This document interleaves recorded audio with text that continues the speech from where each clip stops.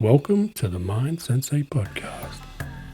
I'm your host, Peter Taz, and I'll be taking you on a journey to the world of martial arts and introduce listeners to some of the most inspiring and knowledgeable practitioners from around the world. Whether you're a seasoned martial artist or a curious beginner, or just enjoy hearing a great story, the Mind Sensei Podcast Down Under has something for everyone. So tune in, sit back, and let us take you on a journey through the world in martial arts. Welcome back to the Mind Sensei Podcast. I'm your host, and today we have the absolute honor of speaking with one of the true legends of the martial arts, the Mr. Bill Superfoot Wallace. With the lightning-fast leg that became the stuff of martial arts history, Mr. Wallace carved his name into the sport's first professional karate association Middleweight World Champion, retiring undefeated with an incredible 23-0 record. He also had his journey into judo, later transitioning into karate, and a knee injury led him to develop a unique left leg dominant fighting style, a style that became his signature and earned him the nickname Superfoot. He holds a 10th degree black belt and a master's degree in physical education and has served proudly in the US Air Force. From the dojo to the big screen, his legacy continues to inspire us and all martial arts around the world. So please join me in welcoming the one and only Mr. Bill Superfoot to the podcast. Done. Hey, mate. Good day. G'day, mate. G'day, Cobber. I've learned it well. So have you been to Australia? I have. First time I came there was December 1979. I came there for a gentleman named Yates. I think Brian Yates, right? Was it Brian Yates? Not sure. I'll have to look at it. What style was he?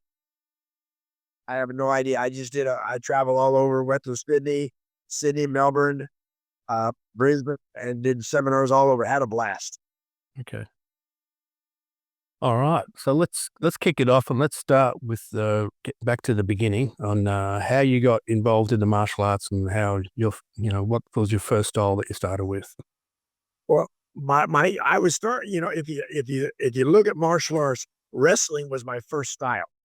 I was a 98-pound weakling when I was in high school, and but lucky for me, they had a 98-pound weight division. So I started wrestling when I was in high school, and I gained all the way up to 130 pounds when I was a senior in high school. So then I joined the service. When I joined the service, when I got to my permanent station, they didn't have a wrestling team, but they had a judo team, and judo is very, very similar to wrestling, except there's not a many weight divisions. So I started playing judo and became pretty proficient in judo, made black belt in judo. And then it was over in Okinawa and I hurt my knee really bad. I fell on my knee, tore my ligaments. So I was out of luck, you might say. Then all of a sudden a friend said there was a karate school downtown in Okinawa, Naha.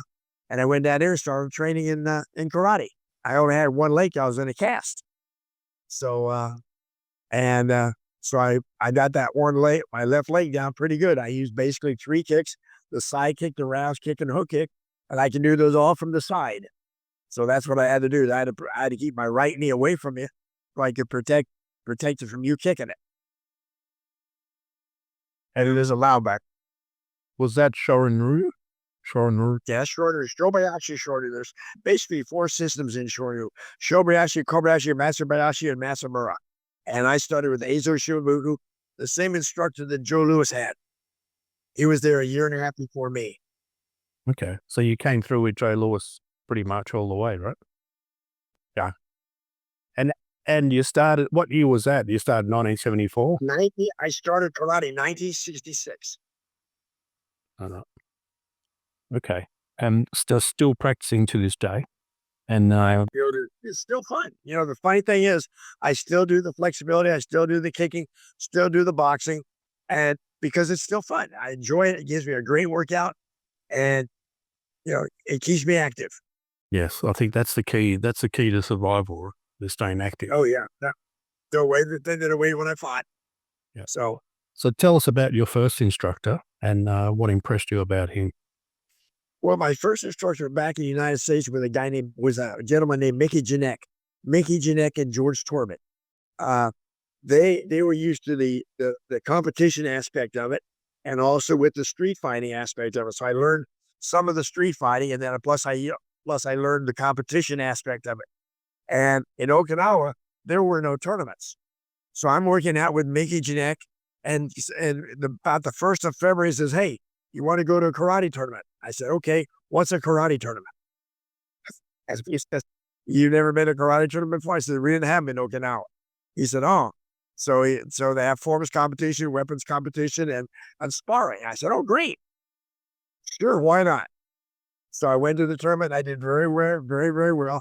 I won my division, and I brought a guy named Jim Bottoms for the grand championship, and he beat me 1 point in overtime. And he went on to do really, really great things in the United States. So I feel good about that. My first tournament, I got first place, so I'm happy. Okay. And then was that the crux of you staying and continuing in tournaments and making your mark? Yeah, because that was the last year I was in the service, and then I got out of the service and I went back to Indiana to do my college work. My dad always wanted me to be a school teacher, so I went back to go to college. And during college, I met these guys that did karate. Also, we started just hanging around together and started going to tournaments, and was fairly successful, you might say. What would you say would be the pinnacle of your tournament fighting? What would be I think your most memorable? first time, 1970, when I fought Joe Louis for the first time. Joe Louis at that time was the cat's ass. He was the the pinnacle of anybody's success. He did good against him, and I fought him. I scored first point. He scored a second point, and I got lucky and beat him in overtime. But that was probably the pinnacle of my success. Okay. So with your service, you went into the Air Force, is that right? Yes, sir. Okay. 1963 through 57. And how did that all become? Well, again, if you know anybody that's ever been in the service, you've got your regular job during the day that you do, and then at night you're off just like a regular job. Well, I don't drink and I don't smoke, so it's either going out with your friends and drinking, or find something to do. Well, my finding something to do was judo, because it was very similar to wrestling. They didn't have a wrestling team, but they had a judo team at my base, so I started playing judo, and I got pretty lucky, got fairly proficient. So you were stationed out in Okinawa, is that right? Yes, sir. My first station was Wordsmith Air Force Base, Michigan, which was very, very, very cold. Then I got stationed in Okinawa, Kadena Air Base. Okay. How many years were you there in Okinawa? Just one. Just 1 year. Okay. When you have overseas, it's just 1 year service. Then I came back to San Bernardino, and that's when I got with Mickey Janek and George Torman. Okay. Okay. And then, so you studied any other styles apart from Shorin? So you did judo. Yeah. When I came back to go to college, I met some friends that did Goju-Ryu, and I played a little Goju-Ryu, but then I moved to Memphis, Tennessee to do my graduate work, and started working for Kong Ree in Memphis, and which was Taekwondo, and I started learning his system, the Taekwondo, Pasaru Taekwondo.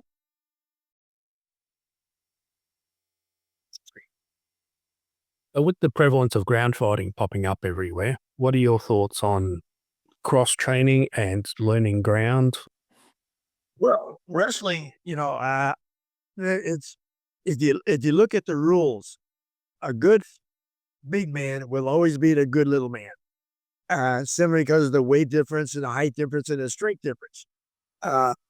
In high school and college, the weight division is every 4 or 5 pounds. In judo, the weight division is about every 20 pounds. And in UFC, the mixed martial arts, it's even more than that.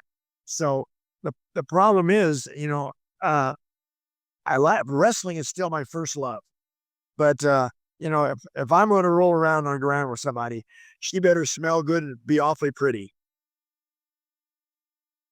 Yeah, I don't think that happens. No. So I like the stand up because the judo is good, the wrestling is fine, the jiu-jitsu is fine, but every fight that I've ever seen starts standing up. So Yeah, correct. So with your first official black belt, what style was that in? Was that in Shorin? And then tell us a little bit about your black belt grading. Was that your most memorable? yeah, it was, to me, it was, yes, primarily because, he told me about 2 months before I was going to test that I was going to test.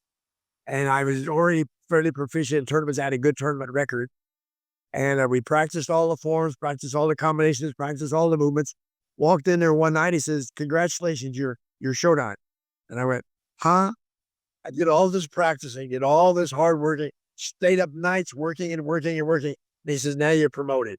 I went, "I don't have to do anything." He says, "Nope, you're promoted." I went, "Yeah." But I turned it because I didn't want to mess up.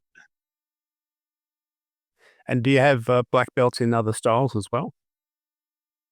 Yeah, in Taekwondo and Shorin, and excuse me, in posture Taekwondo. Okay. And how did your black belt in Taekwondo go? Oh, it was basically the same thing. I did all the forms, I did all the techniques, I did all the wazas, all the movements, and I walked in with the head Congress says, "Congratulations, you're Shodan first degree black belt in posture Taekwondo." And I went, "Yeah." So I guess the way it goes, the only test that I ever did was for judo, with which you have to, in judo you just can't get a belt by just having somebody award it to you. You have to test for it. So I had to test for Standa, Sankyu, VQ, and EQ. And then I tested in Indiana for Shodan. Okay. So you got to throw some people around. Yes, sir. Yeah, got a chance to show up. Okay. And then how did you get involved in the PKA World Full Contact Sport? Well, Mike Anderson and Joe Lewis, there was a 4-man team. Joe Lewis was the heavyweight. Jeff Smith was the light heavyweight. I was the middleweight, and Howard Jansen was the lightweight. And we went over to Germany, 1974, and fought the Germans. Then we went up to Amsterdam and fought the Dutch guys, and had a blast. And then we came back, and this is what Mike Anderson says to me. He said, "Bill, we're going to have an American team fight in the first World Championships." I said, "Hey, great, I'll be your midweight." He says, "Fine, fine, fine." He says, "You don't understand." I said, "Sure I do. We're going to go fight the Europeans. Then we're going to fight whoever gets in our way." He says, "Bill, you don't understand. This is to the knockout. You're going to try to knock each other out." And I went, "Well, you guys have a wonderful time. I don't want to do this. But right now it's fun, but I don't want to get hurt." And then what happened from there? Well, they talked me into it. Mike Anderson talked me into it. Now, as I said before, Joe Lewis and I are the same instructor, right? Well, and we were always taught discipline. And we're always taught our seniors know what's going on. So Joe says, "You're going to do it." And I says, "I don't want to do it." He says, "Bill, you're going to do it." Well, Joe is a year and a half my senior. I said, "Yes, sir, I'll do it." So, hey, best decision I ever made. Okay. And then this started to move my wife. So is that's the kickboxing, obviously. Yes, sir. That's where at that time it was called full contact karate. Okay.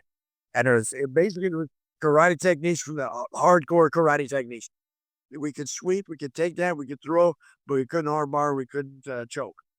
Okay. So you had a 23-0 record, 13 by knockout. So Yeah, I got lucky. Yeah. It's a pretty impressive record. So Oh, thank you, sir. Well, if you look at it, when I started doing the kickboxing, I was 29 years old, and I had 23 fights in 6 years.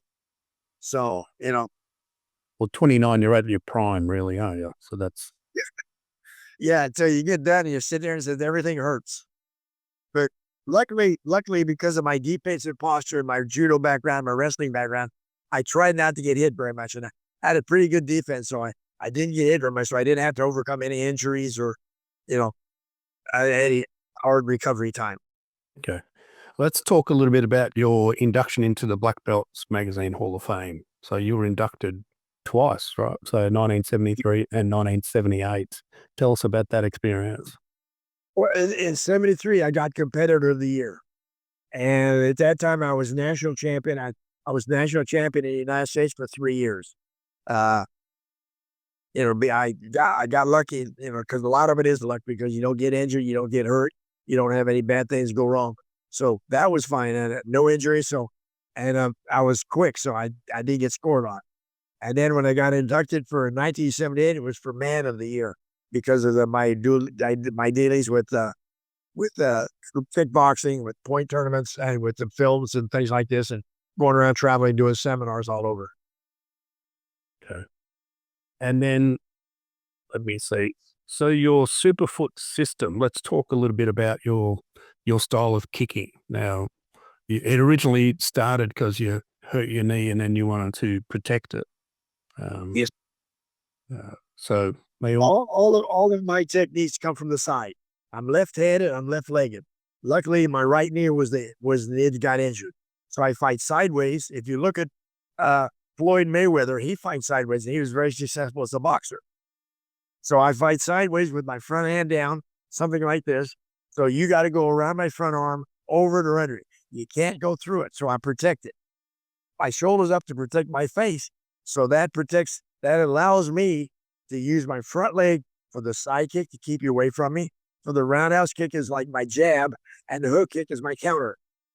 So those three kicks, and they look the same coming at you because of the flexibility and the movement. See, most of the time when you throw a kick, you have to move first.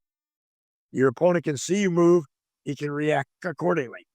But if all three of my kicks look exactly the same, you have to wait for me to throw it before you can react. Well, if they all three look the same, you got to wait for me to throw that particular kick before you can defend. Up to this point, they've always picked the wrong kick to defend so far. you're just picking what they're doing as they're trying to defend and change it.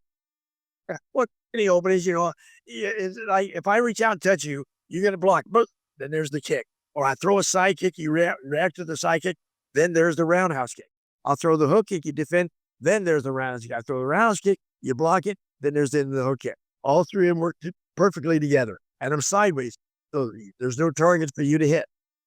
I hope. Yeah. So you're still offering your system today and have many schools with you. We have 43 schools with us right now. And I do seminars still every weekend. I'm on my way to North Carolina this weekend to do a seminar. Then we have my 80th birthday party. Anybody want to come to the birthday party? It's November 7th and 8th up in Indianapolis, Indiana.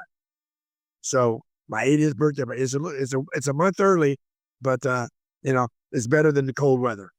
Yes, definitely. Let's talk about your acting and film career. So you've been in a few movies. So Force of One with Chuck Norris. Tell us about your experience with that. Well, it's kind of funny. I was working in Memphis, Tennessee, and just working out. I was still defending my title, and I'm working out of the school, and Chuck Norris walks in the door. And we talked about it. We've been friends for a long time because he worked my corner back in 1976 for me. And we're just talking, so forth and so on. He says, "Can we spar?" And I went, "What?"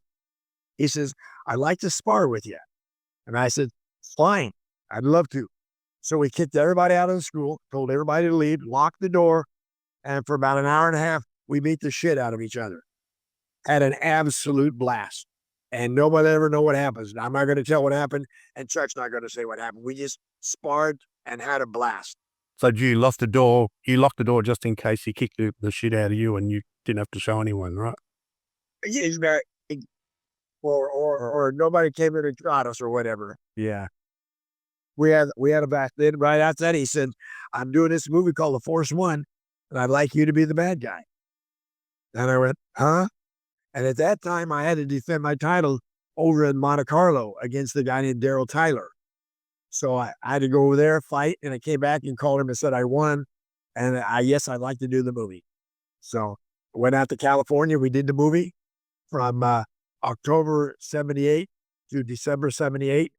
And the movie came out in early 79, and we were successful. Okay. I died good. I died very good. So with that role, how much of a role was it in the movie? I'm gonna have to go and watch that. Oh, I was all the way through it. I was from the start all the way to the very last scenes when he kills me. Okay, I'm gonna have to go and watch. We're gonna have to watch that. Huh?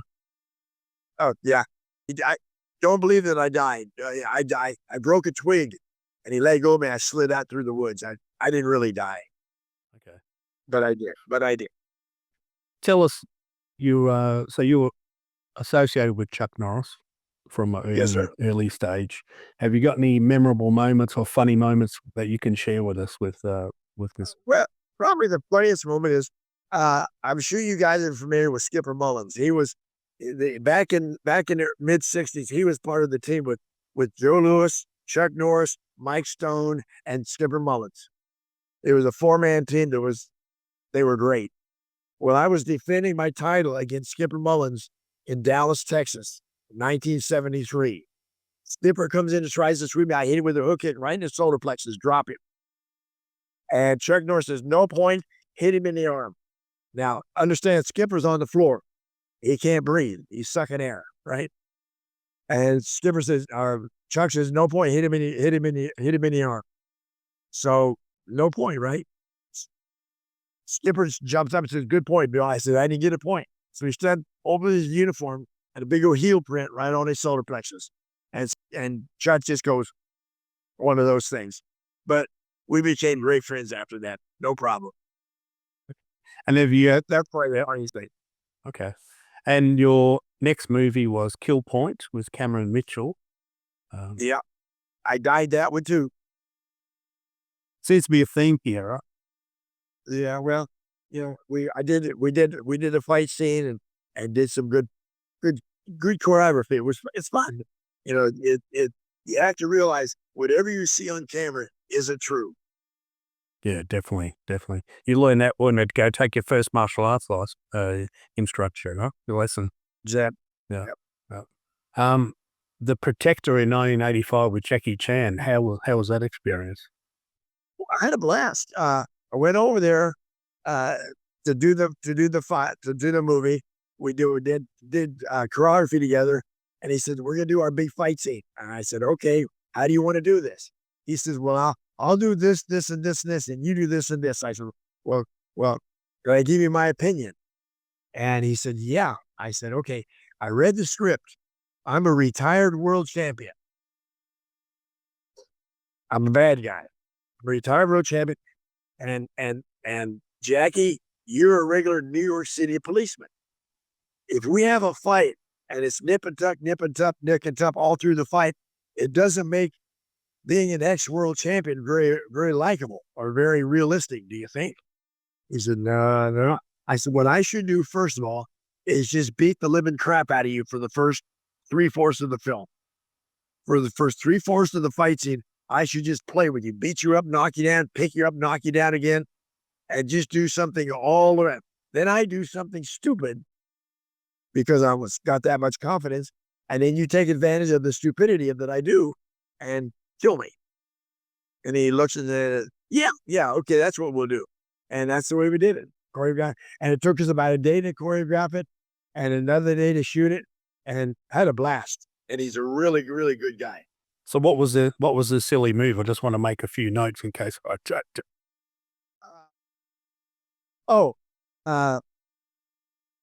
get ready to throw a punch at him, and he headbutts me right in the chest.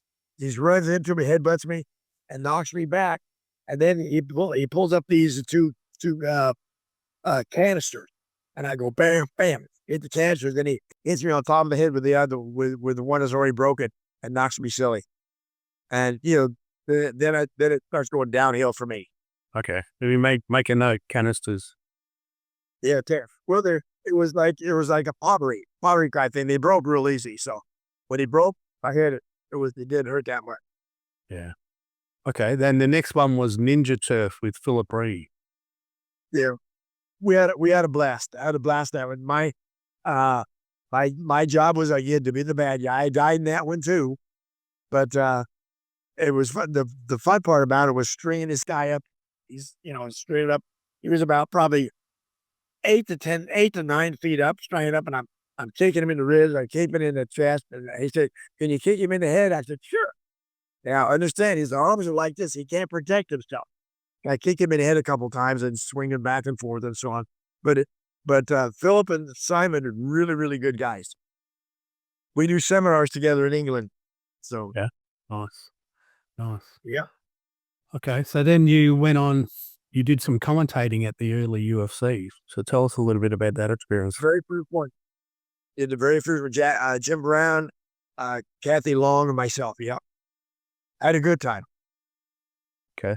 The trouble is with the very first UFC, and all these guys that knew how to stand up and fight, that nobody knew how to go to the ground and fight. And Brazilian Jiu-Jitsu is 100% groundwork. So, and when you're laying on your back, no matter how strong you are, no matter how fast you are, no matter how man you are, you don't have any power when you're laying on your back trying to punch up. Yeah. It's like trying to swim when you're a runner, right? Oh, yeah. Yeah. Oh, yeah. And, I asked him, that's probably why I didn't do anymore. I asked him why they didn't get a regular wrestler. They had a sumo wrestler that all his job is to do is push you out of a little bitty ring. They didn't have a collegiate wrestler or didn't have a professional wrestler. So I told him, why don't you have a regular wrestler in this thing? They didn't answer me. Yeah. Okay. So then you got yourself a doctorate. No. Doc, yeah. Undergrad and a master's level, yeah. So tell us a little bit about that. Well, my major area in is physical education is kinesiology and physiology of exercise. I always wanted to find out why your body does what it does, how you can make it speed up, how you can make it get more powerful, and the muscular structure, the strengthening aspect of it, the weight aspect of it, the speed aspect of it, the strength aspect of it, how I can achieve that. And studying the way I studied it, I've come up with some really good ideas on flexibility, maintaining your speed, maintaining your strength, working technique, working movement. One thing people don't understand is a muscle always pulls, it never pushes. So when you have a technique here, my arm to punch out, I have to do the tricep. That's what straightens your arm out. The bicep pulls it back. And people don't realize that. So that way, in that movement, you can play with it, mess with it, and so on. How you can maybe get a little bit of strength, how you can make one muscle group relax, which will enhance the speed aspect of the movement. Yeah, I think people don't understand that muscles they're a binary function. They're either contracted or they're relaxed, and that They don't work both ways. the different combinations that create the push and pull. Oh, yep. And as how you can make them work together. Correct. Tell us a little bit about your signature technique that you have. So you've got a signature technique that gives you the nickname, right, as well. Well, when I first fought, I fought a kid named Jimmy Colas in 1976. The Chuck was my cornerman, Joe Lewis, and Mike Stowe were all three my cornermen. And the second round, I catch him with this roundhouse kick that nobody could see and knocked him out. And they kept playing it over and over and over again. Nobody could see it. And all of a sudden, they played it from an angle, and it showed the kick hit him right here, right on the button, you might say. And then he went out. And about a week later, the president of the PK, a guy named Don Quine, was at a Lakers basketball game. And he goes back to the concession stand, and there's a big sign up here that says, Superfoot long hot dogs. So that's where the name came, was Superfoot. Okay. I wanted to be Superfoot long, but they wouldn't let me. And they probably couldn't fit it on a credit card or a shirt. You're right. Wouldn't go around my waist. Yeah. Okay. So tell us a little bit about something about yourself that doesn't involve martial arts. What other things do you do in your life? What? I like cars. I like motorcycles, and love doing things with my wife. We'll go someplace. If I have to go someplace like overseas or something, I'll take her, and we'll visit the different countrysides, the different cities, and so forth. But I like cars. I've had I've had Ferraris, I've had Porsches, Corvettes. I have a motorcycle. I have a trike, a Harley trike, a BMW scooter, and those are my toys. That they sure my time. Jane, my wife and I, Jane, have 3 dogs and 6 cats in the house. Then we have 7 cats outside that we feed. I lost you. We call that a menagerie. Yes, yeah. And they're outside ferals, so they come, they eat, and they leave. They don't thank us. They don't come. We can't even pet them. We've been doing this now for like 4 years. They'll come up, eat out of our hands, but if we reach out to pet them, they're gone. Okay, interesting. Okay, and do you have any other hobbies that do you play any instruments or? No. Well, when I was in junior high school, I played the drums. I went by the wayside real fast from doing the training. I just really enjoy working out, physical work, weightlifting, bodybuilding. I love boxing. Started doing the boxing when I was, doing the kid. I learned to box for 2 reasons. I tell everybody. First reason was to keep you away from me so I could kick you, and the second reason was to keep you away from me so I could kick you. Because being quick, we need the jab until where it keeps you away from me. Okay. So, did you have any memorable moments from traveling overseas to teach? Oh, I've been doing it now been doing seminars since 1972. And I've had an absolute blast. Went over to Germany, went over to England. The best part about it is meeting people, exchanging ideas. I have friends that go over with me. Some of my students that go with me they've been going over there with me for like 10 years. We go to England. I do seminars the end of April, the first part of May. I go to Germany, go to Switzerland. Jay and I go to Switzerland. Used to go to Germany, but maybe that I get pretty soon. But I just, I just enjoy working out, enjoy making my body do things that it's supposed to do. Okay. So you're located in Florida at the moment, right? Is that? Yes, sir. Your headquarters? Yeah, Boynton Beach, Florida, just south of West Palm. Okay. The hurricane missed us, which is good. Okay. So, with your system, is it a particular style that you teach? Is it Shorin Ryu, or is it your own hybrids? What I do is, let's say you'll take your system, which is Shorin Ryu. Let's say you'll take your system and Goju Ryu or Kempo. Kempo, you have to change entirely because Kempo, you're almost facing straight on, right? Yeah. That's something like this to work. And your kicking is primarily as high as you kick is basically to the groin or to the stomach, right? So I have to turn you sideways. So you have a back fist that keeps me away from you. And the side kick, the rounds kick, and hook kick in different combinations. So my system can be, for me anyway, it can be a total environment. But for somebody like yourself or for Kempo people, it's an add-on. You use part of this or something like this. You might use the Kempo technique, but then you use a back fist. The thing about it is, let's say you have 35 different hand techniques that you can do. So I come up to you and slap you across the face. Which one you going to do to defend yourself? Well, there's going to be 2 or 3 seconds go by before you think of one to hit me back. I have one, the jab. Yep. Or because the throw is the closest weapon to it, and I just snap it out there. It just snaps out there. So it's nothing else. It screws you up just a little bit so you don't keep coming. Now I can counter. Okay. So, with your system, do you have your own patch that you use? We do. Yeah. Yep. One of my friends made this shirt. I don't think so. I super here. There you go. I'm just bowing in from my, but yeah, we have me throwing a sidekick and got Superfoot system on him. So nice round patch about this size. It says Superfoot system. Nice and simple. So with your lineage, let's say, how many black belts would you have in your lineage, Peter? Oh, we probably have 150 to 200 black belts. Because mostly you're a black belt when you join me. Yeah. Okay. Yeah. So you're taking seasoned martial artists and seasoned martial artists, changing them ever so slightly, and then using them into the mold that will help them, not to change anything on them, just to show a different way to do something. Yeah. Just give them another tool for the toolbox.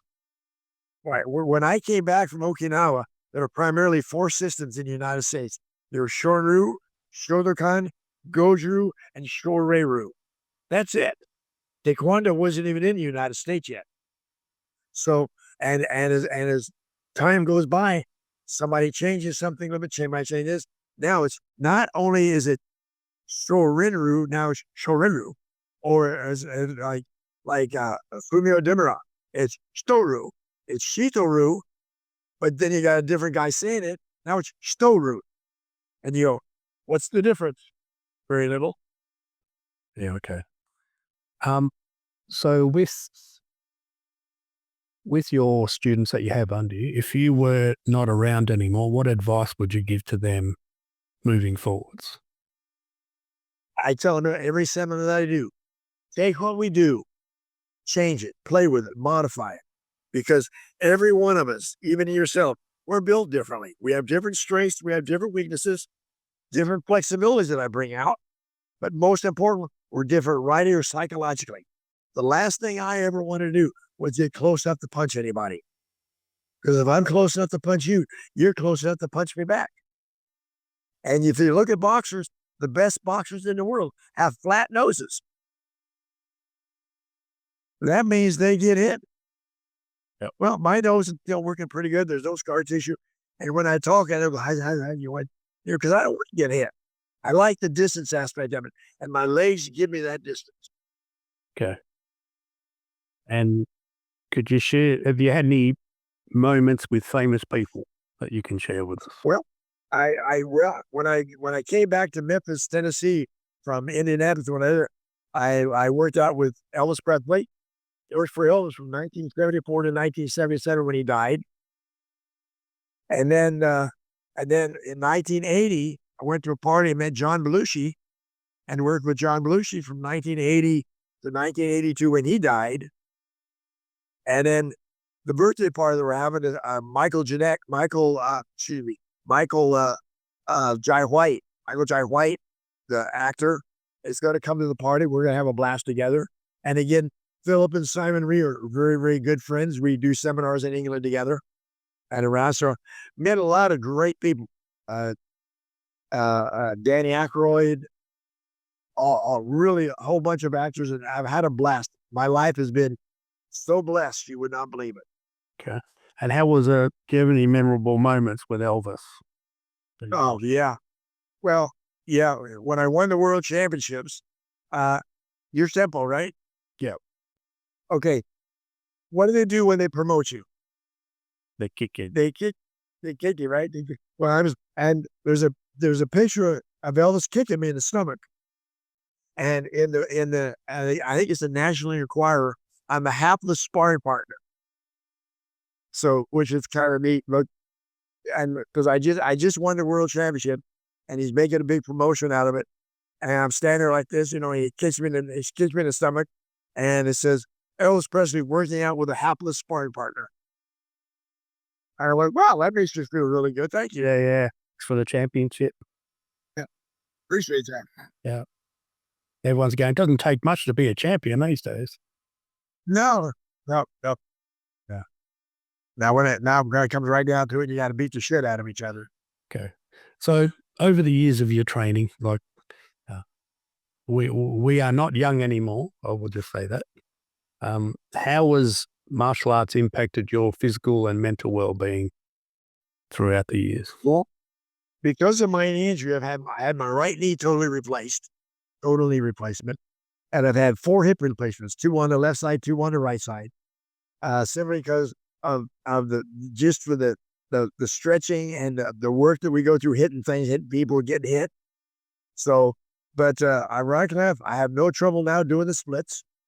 I have no trouble punching and kicking. Knock on wood, everything still works. And mentally, I feel great because I try not to get hit that much. And I still love it. It's so funny. I love training every day. Work out a little bit every day. I stretch here in front of the door every day. I do a Zoom class every Wednesday night, do seminars every weekend. So it keeps me going. And like I said, I weigh the same now that I weighed in 1980 when I retired. 165, 165 pounds. With your Zoom class, is that for your students that you have? Is it a No, anybody. I've had people from Okinawa join it, people from England join it, people from Germany join it. You can check out my website, superfootsystem.com. You can join it, you guys, and it's filmed, so you might not watch it today, but you can watch it tomorrow and go through the workout. okay? How do you continue to stay motivated? It's definitely still fun. You used to enjoy it. My wife will tell you, I take our dogs for walks, and I kick trees. If the limb is hanging down, limbs hanging down from trees, maybe face height or something like that. So I slab, try to kick the limb. And there's right next door, we have a person about just a little bit higher than my head height, has a limb that's sawed off. So that's my target. I'll go next door and try to kick that limb, that sawed off limb. So just to maintain the flexibility, maintain the speed, maintain the movement. Because, I want to go down kicking, you might say. Yeah, for sure. I think one of my students, he used that principle to get out of going shopping. Because he goes shopping and he's doing techniques in the shop, and the wife is like, Oh yeah, "This is just embarrassing. You're not coming with me anymore." she's doing the same thing. I'll be doing something. We'll be walking out of walking up to the grocery store or something else, and I'll kick one of the baskets, or I'll kick a tree, or I'll kick a sign or something like that. What are you doing? And I said, well, just muscle memory. Yeah. And in terms of having a bucket list, well, all martial artists have a bucket list of things they would like to try on people. What have you ticked off any of your kick bucket lists? Obviously, because you're Superfoot. Well, yeah. Sparring with Chuck was one of them. Sparring with Joe Lewis was one of them. I would have loved to have worked out with Mike Stone. I would have loved to spar with Mike Stone just once, because I've heard so much about him. He started, he retired before I started. So, well, he's still around. So he's still around. He's still around. Yes, sir. He's living in Philippines. In the Philippines, correct? Yeah. And I would have loved to spar with him. I've had people tell me that says it'd be real close between you and Mike. Matter of fact, I don't know if you know Alan Speen or not. They had a huge tournament in Dallas, Texas called the U.S. Championships. And he said, he would have loved to see Mike and I spar. He said it'd been real, real, real, real close. So I would have loved to do it. Okay, nice. All right. So what advice would you have to someone starting out in the martial arts? Take it for what it's worth. You're going to learn a lot of techniques that mean absolutely nothing to you. Understand, people don't understand this. You're going to learn tons and tons and tons of techniques. Some of them you're going to like, some of them you're not going to like. The ones that you don't like, don't practice them, because you're never going to do them. Practice the ones that you like. I had 5. My entire career, I had 5 weapons: a side kick, a round kick, and hook kick, a back fist or a jab, a ridge hand, or a left hook, all with the left side. And I'm not interested in learning anything else, because they all worked for me perfectly. And I didn't want to get those down, keep them down to where they still work for me. And then if you had to impart some wisdom or have an inspirational quote for some of our listeners, what would that be? Have a blast. If you can see the smile on my face, I'm having a blast talking to you here, and it's a blast. But the main thing is, it's still fun to train. It's still fun to work out. Bodybuilders, they get tired. They say, "Why do I want to do this anymore?" So they get fat. Basketball players, they get fat because they had to train so much. Golfers can play forever, but they don't play from the back tees. They play from the up tees, right? So now, okay, you can't hit it as far as you could hit it. Well, I can still do 10 rounds on the bag. I can still stretch and do the splits. I can still spar some more. Still spar with the tough guys. And it's something that you can absolutely do forever. And if somehow, heaven forbid, I need to use it, I still have the confidence to use it. Okay. But have fun. And are there any, you've written a book yourself? Several. Okay. I did a college textbook when I was in college. Okay. As I was working through my graduate, I did a college textbook that said karate basic concepts and skills. It goes to the kinesiological aspect of it, the physiological aspect of it, the strengthening, the power, the flexibility, and all that stuff. And then I did 2 books for unique publications, The Ultimate Kick, which is the way I fought, and flexibility, the ultimate flexibility aspect of it, and the kicking aspect of it. So, and there's some articles that I just did on Wallace according to Wallace. Should do like that cartoon, where's Wallace, not where's Wallace. It's with you doing sidekicks, right? You doing sidekicks and there you go. Yeah. And different, one's a round, one's a hook. You got to find how many there are. You got to look at it from the back to see it. Yeah. Okay. All right. So for people interested in training with you, where can they find you? There's a time for your plug. Check on superfootsystem.com. Yep. We have a seminar schedule. And that's where they will also sign up for Superfoot Dojo. Okay. And I'm running all over the place. So I'm in Sparta, North Carolina this coming weekend. Then the next weekend, we have our Superfoot party in Indianapolis. Then I go to Canada. And then I go to South Carolina, and all over the place. Houston, Texas, all over. All right. Well, I think that just about covers everything. Did you ever get to meet Ed Parker? I did. Matter of fact, we were very good friends.